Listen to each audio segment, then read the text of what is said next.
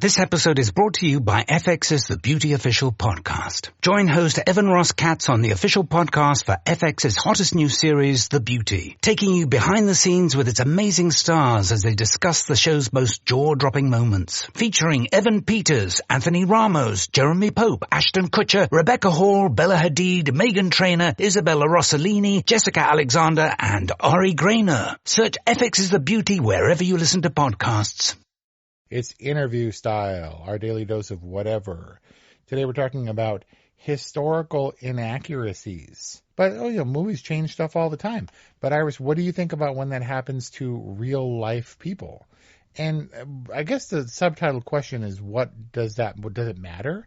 Does it matter? Because one of the things that I came up with was William Wallace of Braveheart fame, which is wildly inaccurate as a film, but nobody knows, and probably nobody cares. What's his name? Randall Wallace. Heard about William Wallace, a Scottish hero of folk legend, and was like, oh, there's a famous Wallace that I don't know anything about.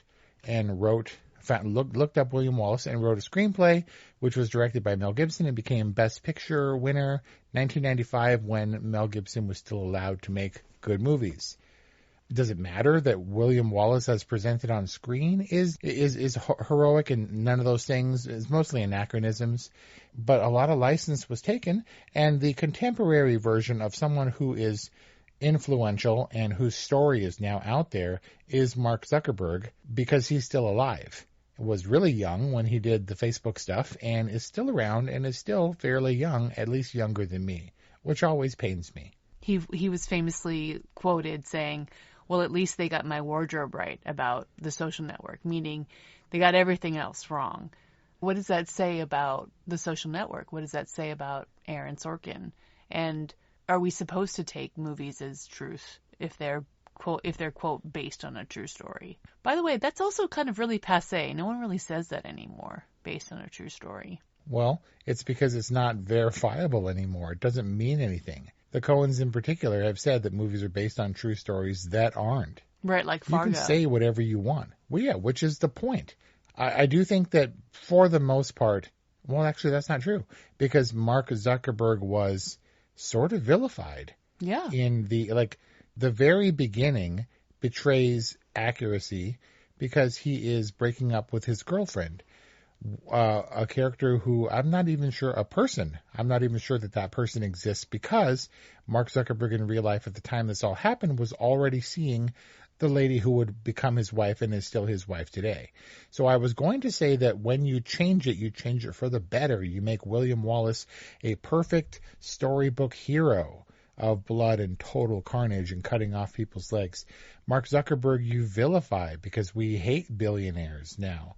And we wanted to make him despicable, even being kind of worming his way and clawing his way to, one of the most famous social media platforms of all time, because he stole it from the Zuckerbergs, or he at least cheated them out of their involvement. Not the Zuckerbergs. The Winklevoss twins. So we both vilify and we heroicize some of these characters. And then I was struck by the fact that I needed your help because I couldn't think of ladies that had been adapted, particularly ones that are still alive who might react to their portrayals. So you called in the only chick in your life other than Kelly to figure out what historical inaccuracies exist about women? And I have to You're say, my go-to for movies, and I don't know enough about the Iron Lady, Margaret Thatcher, who I'm now realizing is not still alive. The best I could come up with is Pocahontas? No. So Pocahontas actually saved, major spoiler, for the 46-year-old Pocahontas Disney movie or whatever, actually did save John Smith's life, but did not marry him because she was like 12 years old or something. They were not romantically involved as far as the histories go. So why did Disney make it a love story? And how is that not a gross historical inaccuracy? Well, we talked about cartoons, already a total distortion of real life. Why not change the facts?